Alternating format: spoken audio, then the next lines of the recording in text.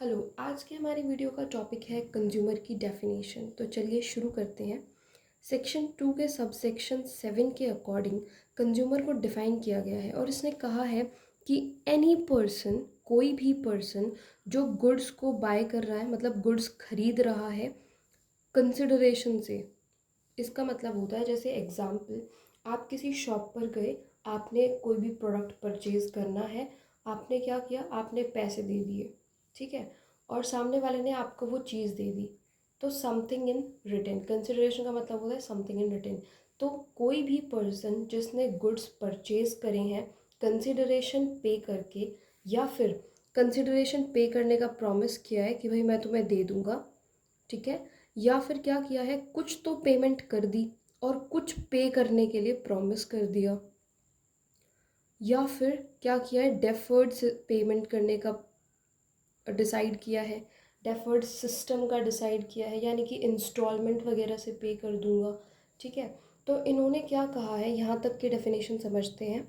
इन्होंने कहा कि कोई भी पर्सन जो गुड्स परचेज कर रहा है, चाहे तो कंसिडरेशन देके, मतलब वो उसी टाइम पे सारी पेमेंट कर रहा है, चाहे तो ऐसे खरीद रहा है, या फिर पेमेंट करने का प्रॉमिस करता है।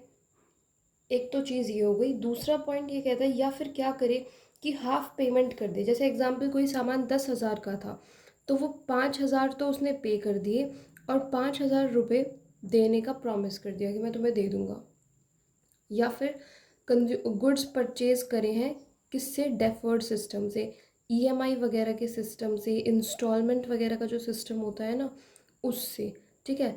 चाहे फिर पर्सन भाई कंसिडरेशन डायरेक्ट पे करके गुड्स परचेज कर रहा है, या फिर कुछ पे करके कुछ प्रॉमिस कर रहा है, या फिर वो इंस्टॉलमेंट सिस्टम से गुड्स को परचेज करता है, उस पर्सन को हम कंज्यूमर ही कहेंगे।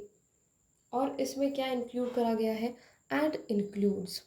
इसने कहा कि भाई एग्जाम्पल, कोई भी यूज़र है, मतलब एग्जाम्पल लेते हैं हम लोग, ये फादर हैं एफ, इन्होंने क्या किया, इन्होंने अपने सन के लिए कार परचेज करी, ठीक है। तो यहाँ पे पेमेंट तो इन्होंने करी, परचेज भी इन्होंने ही करी, बेटे को तो सिर्फ दी है, अब ये यूज़ कर रहा है, ठीक है। तो यहीं पे इसी की बात हो रही है, यूज़र की ही बात हो रही है। तो भाई कोई भी ऐसा यूज़र, खरीदने वाले से दूसरा वाला जो बंदा है, other than the person who bye such goods, ठीक है। यहाँ पे जो कार है वो किसे मिली है, सन को मिली है, सन इसको यूज़ कर रहा है, परचेज किसने करी थी, फादर ने, तो ये कौन है, कंज्यूमर है। बट जो पर्सन यूज़ कर रहा है उसे भी कंज्यूमर की कैटेगरी में डाला गया है, ठीक है। बट इसमें उस पर्सन को इंक्लूड नहीं किया गया जो पर्सन कमर्शियल पर्पस के लिए गुड्स को परचेज कर रहा है। कमर्शियल पर्पस हम एक्सप्लेनेशन में देखेंगे, तभी हमें अच्छे से क्लियर हो जाएगा। ये जो हमने ऊपर बात कही, ये बात करी थी हमने गुड्स की। अब हम बात करते हैं सर्विसेज की, हायर्स और अवेल्स। कोई भी सर्विस आप हायर करते हो, अवेल करते हो, या तो कंसिडरेशन आपने पे कर दिया है, या कंसिडरेशन पे करने का प्रॉमिस कर दिया है, या फिर पार्टली पे कर दिया, या पार्टली प्रॉमिस कर दिया, या फिर किसी इंस्टॉलमेंट सिस्टम के अंदर आप सर्विस ले रहे हैं, ठीक है, तो वो भी पर्सन कंज्यूमर है। और उसी तरीके से उस पर्सन को भी, एग्जाम्पल, ये पर्सन है एफ, इसने कोई भी सर्विस अपने बेटे के लिए परचेज करी है, ठीक है, यूज़ ये कर रहा है, परचेज इसने करी है, तो इसको भी कंज्यूमर माना जाएगा, इस पर्सन को भी कंज्यूमर की डेफिनेशन में इंक्लूड किया जाएगा। बट सेम चीज़ आती है कि कमर्शियल पर्पस के लिए जो कर रहे हैं वो कंज्यूमर की डेफिनेशन में नहीं आते, कंज्यूमर प्रोटेक्शन एक्ट 2019 के तहत, ठीक है। चलिए हम इसकी कुछ एक्सप्लेनेशंस देखते हैं। आई होप आपको यहाँ तक समझ आया होगा। एक्सप्लेनेशंस की तरफ बढ़ते हैं। अब ये जो पॉइंट हमने देखा, कमर्शियल पर्पस यूज़ हुआ, सर्विसेज की बात करी तब भी यही यूज़ हुआ, और गुड्स की बात करी तब भी यही यूज़ हुआ, कि कोई पर्सन अगर गुड्स परचेज करता है कमर्शियल पर्पस के लिए तो वो कंज्यूमर की डेफिनेशन में नहीं आएगा, और कोई पर्सन अगर अगर सर्विसेज ले रहा है कमर्शियल पर्पस के लिए तो वो पर्सन भी क्या है, कंज्यूमर नहीं माना जाएगा। बट ये जो एक्सप्रेशन है कमर्शियल पर्पस, इसका क्या मीनिंग है, तो इन्होंने कहा इसको एक्सप्लेन नहीं किया गया, इसको नेगेटिव सेंस में एक्सप्लेन किया गया है कि कौन किस चीज़ को हम कहेंगे। जैसे इन्होंने कहा the expression commercial purpose doesn't include use by a person of goods bought and used by him exclusively for the purpose of earning his livelihood by means of self employment. इन्होंने ये नहीं कहा है कि कमर्शियल पर्पस का meaning क्या होगा, इन्होंने ये डिफाइन किया है कि कमर्शियल पर्पस में क्या चीज़ इंक्लूड नहीं होगी। तो इन्होंने कहा कि अगर कोई पर्सन गुड्स परचेज करता है और उसे खुद यूज़ करता है तो वो कंज्यूमर होगा, ठीक है। इस चीज़ को हम कमर्शियल पर्पस में इंक्लूड नहीं करेंगे। या फिर कोई पर्सन क्या करता है, अपनी लाइवलीहुड अर्न करने के लिए, सेल्फ एम्प्लॉयमेंट के लिए, इन दोनों में से किसी भी पर्पस के लिए कोई भी गुड्स परचेज करता है तो वो भी कंज्यूमर ही होगा, कमर्शियल पर्पस में वो चीज़ इंक्लूड नहीं करी जाएगी, ठीक है। फिर आता है बी पॉइंट, एक्सप्रेशन जो है दे रखा है buys any goods and hires और अवेल एनी सर्विसेज। तो भाई ये इंक्लूड करता है चाहे आप ऑनलाइन ट्रांजैक्शन करते हो या ऑफलाइन ट्रांजैक्शन करते हो, मतलब आपने गुड्स चाहे ऑनलाइन लिए हैं चाहे ऑफलाइन लिए हैं, दोनों चीज़ों को इंक्लूड करा गया है, ठीक है। और आपने सर्विस जो है वो ऑनलाइन ली है ऑफलाइन ली है, दोनों ही चीज़ों को इंक्लूड यहाँ पे इसमें भी करा गया है। बट कमर्शियल पर्पस के लिए थोड़ा डाउट रहता है, इसीलिए हम दो केस लॉ देखेंगे जिससे आपको अच्छे से समझ आ जाएगा कि कमर्शियल पर्पस का क्या मीनिंग है।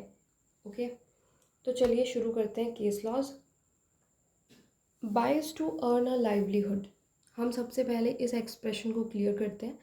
केस है Lakshmi engineering works versus PSJ industrial institute. ये एक लैंडमार्क केस है जिस पे आपको अच्छे से फोकस करना चाहिए, ठीक है।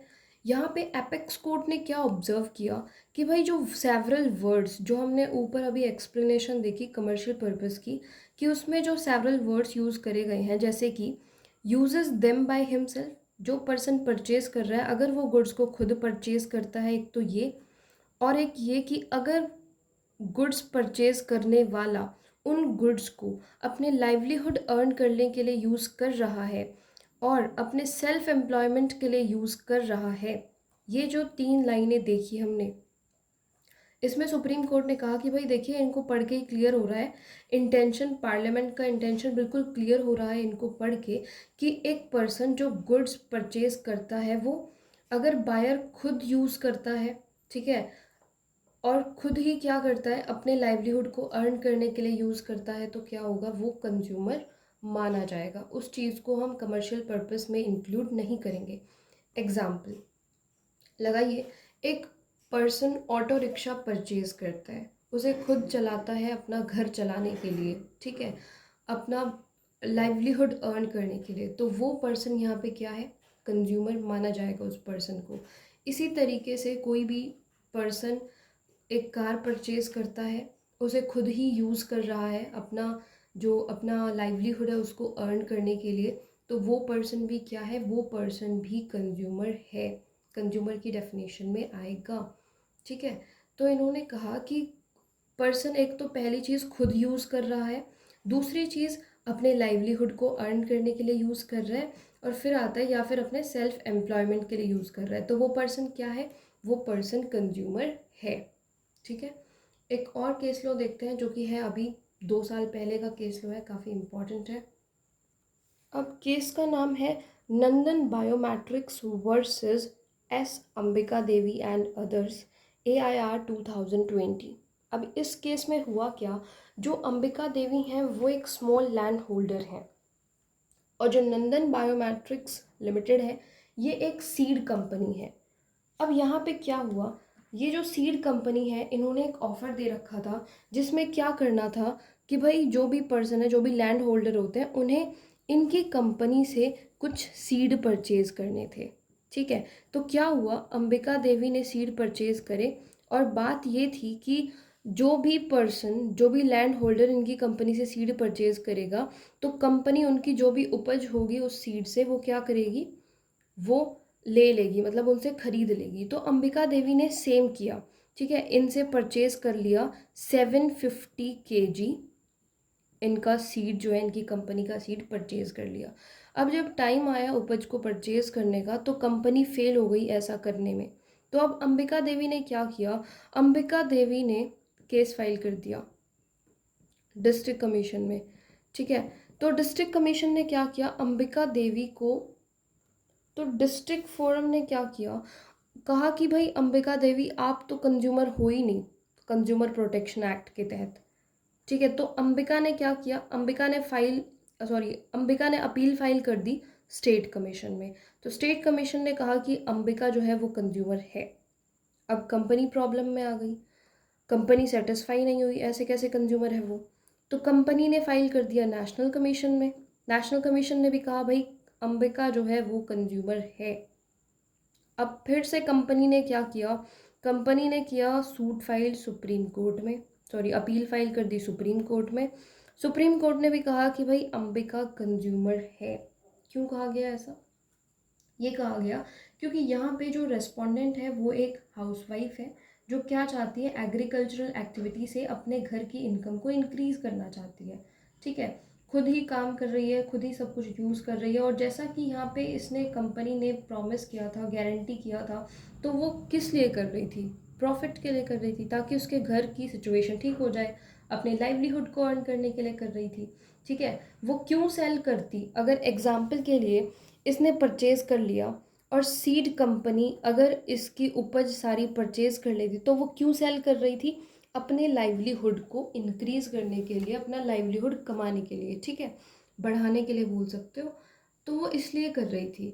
तो यहाँ पे वो एक कंज्यूमर है, ठीक है, खुद ही यूज़ कर रही है, सारा काम खुद ही कर रही है अपने ही पर्पस के लिए। और एक चीज़ और, जो हमने लास्ट केस देखा था उसमें एक एक्सप्लेनेशन और ये है कि अगर एग्जाम्पल ये एक टैक्सी ड्राइवर है, ठीक है, ये टैक्सी ड्राइवर अगर किसी एक पर्सन को अपनी हेल्प के लिए रख ले, मतलब खुद भी काम कर रहा है, खुद भी यूज़ कर रहा है, सारा काम खुद ही कर रहा है, और किसी हेल्पर को भी रख ले, एग्जाम्पल लगाओ कि गाड़ी वगैरह साफ़ करने के लिए या फिर किसी और काम के लिए, ठीक है, तो यहाँ पे ये नहीं माना जाएगा कि ये कमर्शियल पर्पस के लिए नहीं है, वो कंज्यूमर ही माना जाएगा तभी भी।